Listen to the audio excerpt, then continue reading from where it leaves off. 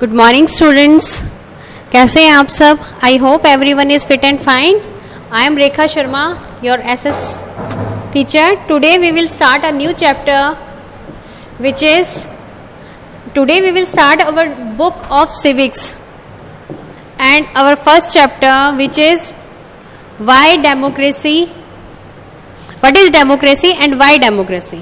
यानी लोकतंत्र क्या है और लोकतंत्री क्यों, कोई और सरकार क्यों नहीं चुनी हमने, इसके बारे में हम डिस्कस करेंगे, ये हम पढ़ेंगे. तो चलिए शुरू करते हैं हम. सबसे पहले इंट्रोडक्शन, यानी डेमोक्रेसी क्या है बच्चों. हम सबको पता है कि democracy is a form of government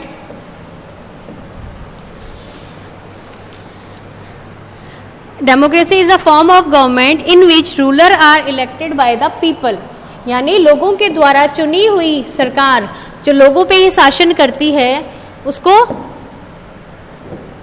government, उसको डेमोक्रेसी बोलते हैं, यानी लोकतंत्र सरकार बोलते हैं. मैं डेफिनेशन मैंने आपको बता दी. Democracy is a form of government in which rulers are elected by the people. तो अब ये क्वेश्चन आता है कि भाई रूलर कौन से होते हैं. अब रूलर क्या, जिनको हम चुनेंगे, जो भी इलेक्शन में खड़ा होगा, अगर वो सही है, अच्छे कैपेबल है, हम लोगों की उम्मीदों पे खरा उतरता है, तो वो हमारा रूलर होगा. इलेक्शन बच्चों, इलेक्शन जो है वो फेयर होना चाहिए. यानी जो भी इलेक्शन हो, ऐसा नहीं है कि उसके अंदर कोई डर्टी ट्रिक्स हो और लोगों को चॉइस ही ना मिले. कई बार ऐसा भी हो जाता है कि लोगों को चॉइस नहीं मिलती. कई बार ऐसा होता है कि जो वो चाहते हैं वो नहीं कर पाते. तो इसी तरीके से पीपल कौन होंगे? हम लोग, जो लोग 18 साल से ऊपर के लोग हैं वो पीपल कहलाते हैं, यानी जो वोट दे सकते हैं.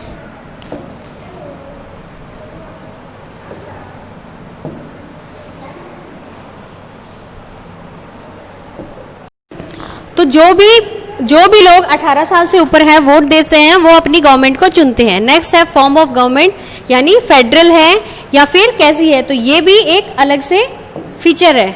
अब हम बात करते हैं डेमोक्रेसी की. तो जो डेमोक्रेसी है, ये वर्ड ओरिजिनेट हुआ है ग्रीक वर्ड से, जो है डेमोक्रेशिया. तो डेमो का मीनिंग है पीपल और क्रेशिया का मीनिंग है रूल. तो अगर हम बात करें तो जो डेमोक्रेसी है, वर्ड जो है, if we talk about this particular word democracia, it means rule of people, यानी लोगों का शासन लोगों के ऊपर और लोगों के द्वारा. तो इस शासन को बोलते हैं लोकतांत्रिक सरकार. ठीक है. अब हम बात करते हैं फीचर्स ऑफ डेमोक्रेसी. सबसे पहले major decision by elected leader, यानी जो भी लीडर हम इलेक्ट कर रहे हैं वो कैसे डिसीजन लेते हैं, उन डिसीजन का हम लोगों पे बहुत ज़्यादा इफेक्ट पड़ता है. अगर अच्छे डिसीजन लेंगे तो हमारी जो कंट्री है वो डेवलप करेगी, लेकिन अगर उनके बैड डिसीजन है, उनसे हमारा कोई फ़ायदा नहीं हो रहा है, हमारी देश की इकोनॉमी या हमारे देश का डेवलपमेंट नहीं हो रहा है, तो उनके डिसीजन का कोई फ़र्क नहीं पड़ रहा. ठीक है. तो इसलिए मेजर इन सारी फीचर्स के ऊपर हम एक अलग अलग स्टडी हम पढ़ेंगे. तो सबसे पहले हम डिस्कस कर लेते हैं फीचर्स को. उसके बाद है free and fair electoral competition, यानी जो भी इलेक्शन हो वो फेयर हो, फ्री हो. फ्री इन द सेंस कि उसके ऊपर कोई बर्डन ना हो, यानी कोई फोर्स ना करे उसको कि तुम्हें इसी को वोट देना है, या फिर हमारे सामने कोई ऐसी सिचुएशन ना बनाई जाए जिससे हम साफ एकदम स्वच्छ जो है वो इलेक्शन ना हो सके. जैसे कई बार क्या होता है, वोटों को खरीद लेते हैं, गरीबों के फ़ायदा उठा लेते हैं. कई बार जैसे जो ड्रिंक करते हैं उनको दारू ड्रिंक वगैरह का, ये ड्रिंक्स वगैरह का लालच देके, कई बार क्या होता है कि जो जैसे पोलिंग बूथ है उसको हटा देते हैं वहाँ से. कई बार बैलेट बॉक्सेस जो हैं उनको भी खो देते हैं. तो ऐसे बहुत सारे तरीके होते हैं जिनके कारण इलेक्शन जो है वो फेयर और फ्री नहीं हो पाता. तो ये भी एक फीचर है. उसके अलावा ये एक सबसे इम्पॉर्टेंट फीचर है 1 पर्सन 1 वोट 1 वैल्यू, जिसको यूनिवर्सल एडल्ट फ्रेंचाइजी भी बोला जाता है. तो इसके अंदर एक आदमी जो 18 साल से ऊपर का है वो उसको 1 पर्सन के रूप में काउंट किया जाएगा और वो एक ही वोट देगा और उसकी एक ही वैल्यू होगी. ऐसा नहीं है कि वो और वोट दे दे, तो ये चीज़ें नहीं होगी. अब हम डिस्कस करते हैं केस स्टडी. तो सबसे, जैसे मैंने अभी आपको बताया था, सबसे पहली जो हमारी फीचर है major decision by elected leader. तो सबसे पहले हम इसमें क्या कर रहे हैं, पाकिस्तान की केस स्टडी डिस्कस कर रहे हैं। तो पाकिस्तान का लीडर कौन था, जनरल परवेज मुशर्रफ। तो उसने क्या किया था, वो क्या था, एक मिलिट्री का कॉप था। 1919 में वो जनरल परवेज मुशर्रफ ने क्या किया कि उसने खुद को प्रेसिडेंट, मतलब एक तरह से खुद को प्रेसिडेंट घोषित कर दिया। था कौन वो, वैसे तो वो मिलिट्री कॉप था, लेकिन उसने खुद को प्रेसिडेंट कि भाई मैं ही प्रेसिडेंट हूँ, और उसने ही designating himself as a president, और साथ में उसने एक एंटायर इलेक्टोरल इनवाइट किया जिसमें वोटिंग की जाती है, यस और नो। ठीक है, इसको एक बोला जाता है, एक तरह से रिफरेंडम था जो 2002 में हुआ। और उसमें क्या किया उसने खुद को 5 साल के लिए, उसका जो टाइम था उसको 5 साल के लिए उसने एक्सटेंड कर दिया, ग्रांटिंग अ 5 ईयर एक्सटेंशन।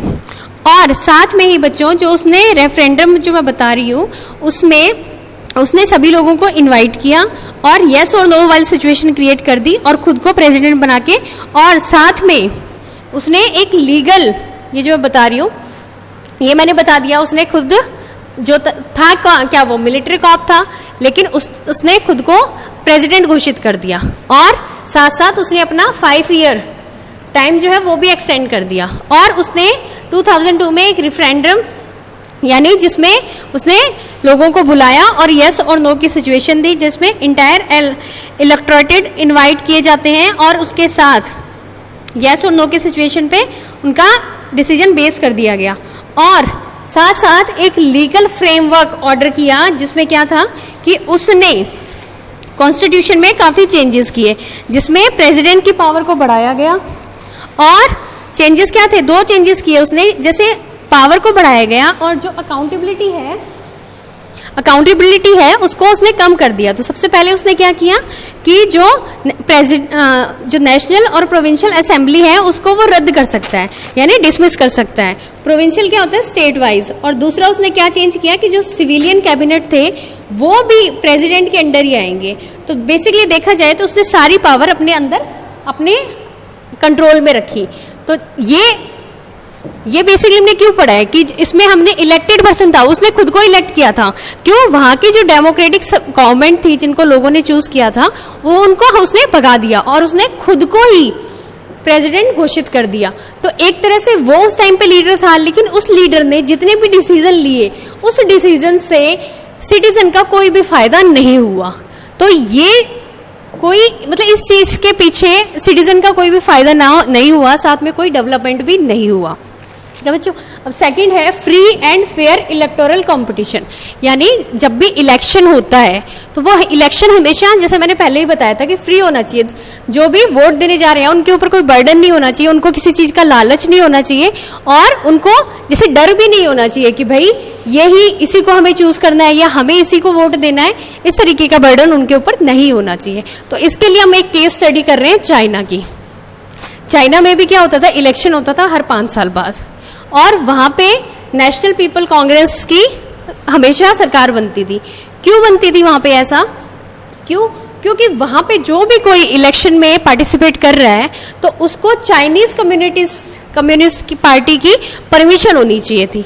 अगर वो एग्री करेगी तभी वो इलेक्शन लड़ सकता है।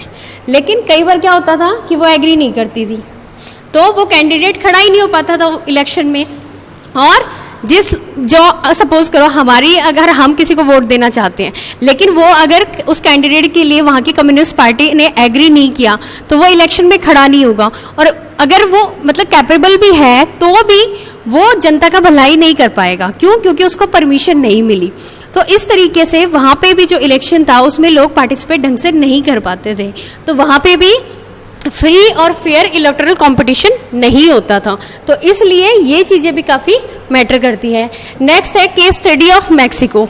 इसमें क्या है बच्चों, मैक्सिको में एक PRI था जिसको बोला जाता है इंस्टीट्यूशनल रिवोल्यूशनरी पार्टी, जिसका ना फुल फॉर्म है, और हमेशा यही इलेक्शन जीतती थी। क्यों, और जीतती क्यों थी, क्योंकि ये हमेशा कुछ डर्टी ट्रिक्स यूज़ करती थी जीतने के लिए। जैसे लोगों को फोर्स किया जाता था और मीडिया भी उन्हीं के साथ था। कई बार क्या करते थे, वहाँ की पोलिंग बूथ को उठा के वो ले जाते थे, कहीं दूर रख दिया जहाँ से लोग इलेक्शन के लिए वोट देने नहीं आ पाते थे। और जो बच्चे स्कूल में जाते थे उन बच्चों को टीचर्स को फोर्स करते थे कि उन बच्चों के पेरेंट्स को बुलाएं और उन पेरेंट्स को फोर्स किया जाता है एग्री करें कि नहीं भाई तुम्हें इसी को वोट देना है और इसी को जीतना है। तो इस तरीके से वहाँ पे भी क्या था कि फ्री और फेयर कंपटीशन नहीं होता था। ठीक है बच्चों, नेक्स्ट हम पढ़ेंगे 1 पर्सन 1 वोट 1 वैल्यू, जो हमारी नेक्स्ट फीचर है हमारी। In Saudi Arabia women do not have right to vote. Saudi Arabia में क्या होता है कि औरतों को वोट देने का अधिकार ही नहीं है। तो जैसे है कि 1 पर्सन 1 वोट 1 वैल्यू, यानी अगर एक पर्सन है, चाहे वो आदमी है चाहे औरत है, और उसने 18 साल कंप्लीट किए हैं तो उसको वोट देने का अधिकार होना चाहिए। लेकिन सऊदी अरेबिया में ऐसा नहीं है, वहाँ पे औरतों को अधिकार देने का, वोट देने का अधिकार नहीं है। तो वहीं पे अगर हम बात करें एस्टोनिया की, तो वहाँ पे भी रशियन कम्युनिस्ट को भी बहुत ज़्यादा डिफ़िकल्टी फेस करनी पड़ी अपने वोट का अधिकार पाने के लिए। और अगर हम फिजी की बात करें तो फिजी में इंडिजीनियस फिजी के वोट की वैल्यू जो है वो इंडियन फिजी की वोट की वैल्यू से कम होगी। तो यानी क्या होगा कि 1 पर्सन तो है, यानी अगर हम सऊदी अरेबिया की बात करें तो यहाँ पे औरत जो है वो 1 पर्सन है, लेकिन उसको वोट नहीं है, वोट नहीं दे सकती वो। अगर हम एस्टोनिया की बात करें तो वहाँ पे क्या था, बहुत मुश्किल से लोगों को वोट देने का अधिकार मिला। और अगर हम वैल्यू की बात करें तो फिजी में क्या है कि इंडिजीनियस जो फिजी है उनके वोट की वैल्यू इंडियन फिजी के कंपैरिजन में कम है। तो ये भी यहाँ पे फीचर नहीं है। क्यों? क्योंकि बहुत सारी कंट्रीज में ऐसा है कि वहाँ पे डेमोक्रेसी तो है, लेकिन डेमोक्रेसी के साथ वहाँ पे जो उसके फीचर्स हैं वो फीचर्स वहाँ पे नहीं मिल रही है हमें देखने को। अब हम बात करते हैं डीमेरिट्स ऑफ डेमोक्रेसी। तो बच्चों सबको पता है कि सभी के अंदर मेरिट्स भी होते हैं और डीमेरिट्स भी होते हैं। अच्छा, इसमें एक चीज़ मैं और ऐड करना भूल गई, एक और हमें केस स्टडी पढ़नी थी जो थी जिम्बाब्वे की। तो जिम्बाब्वे में क्या था बच्चों कि इंडिपेंडेंस जो थी वो उन्होंने 1980 में मिली थी, और तब से वहाँ पे एक ही पार्टी रूल कर रही थी जिसका नाम था जानु पीएफ, और यही हमेशा जीतती थी। क्यों? और कैसे जीतती थी? कुछ ना कुछ ट्रिक यूज़ करते थे, उसके कारण ये जीतती थी।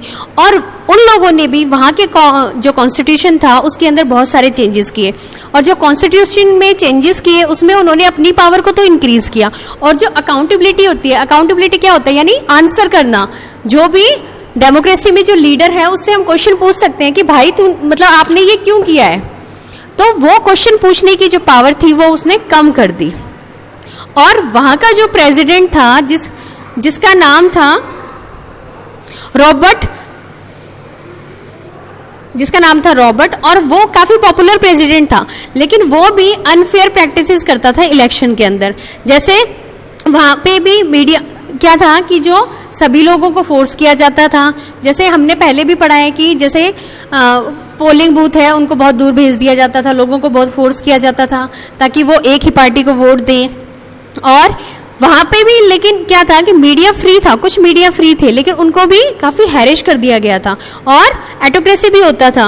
और जो डेमोक्रेसी है उसमें क्या होता है कि जो इलेक्टेड करते हैं पीपल को, वो मतलब फ्री इलेक्ट करते हैं, यानी हम अपनी मर्जी से किसी भी नेता को चुन सकते हैं। लेकिन वहाँ पे ऐसा नहीं था, वहाँ पे लोगों को बहुत ज़्यादा हैरिश किया जाता था, बहुत ज़्यादा फोर्स किया जाता था कि उनको सिर्फ उसी को चुनना है, रॉबर्ट को ही वोट देना है, सिर्फ उसी की पार्टी जीत सकती है। तो यहाँ पे सभी में डेमोक्रेसी है, लेकिन जो डेमोक्रेसी के अंदर जो फीचर्स हैं वो फीचर्स वहाँ पे हमें देखने को नहीं मिलते हैं। ठीक है बच्चों, अब हम पढ़ते हैं मेरिट्स ऑफ डेमोक्रेसी। तो डीमेरिट्स ऑफ डेमोक्रेसी। तो बुराई क्या है डेमोक्रेसी में? डेमोक्रेसी में बुराई ये है कि इसके जो लीडर्स हैं वो हमेशा चेंज होते रहते हैं, यानी हर 5 साल के बाद लीडर चेंज होगा। क्यों? क्योंकि दोबारा इलेक्शन हो गए और पता नहीं कौन जीतेगा, तो इसलिए जो लीडर्स हैं वो कीप चेंजिंग है। तो इस कारण इंस्टेबिलिटी बन जाती है, यानी स्थिरता नहीं। अगर कोई एक लीडर है उसने बहुत अच्छा काम करना शुरू किया, लेकिन 5 साल के बाद वो चेंज हो गया, तो वो जो काम था, वो जो डेवलपमेंट वो कर रहा था वो रुक जाएगा, और पता नहीं जो दूसरा लीडर आएगा वो सेम वही काम करेगा या नहीं करेगा। तो इसलिए बहुत ज़्यादा इंस्टेबिलिटी होती है। Second, democracy is all about competition. सबको पता है कि जो डेमोक्रेसी है उसमें प्रतियोगिताएं होती हैं, जो जनता का प्रिय है, जिसको सबसे ज़्यादा वोट मिलते हैं वही हमेशा जीतता है।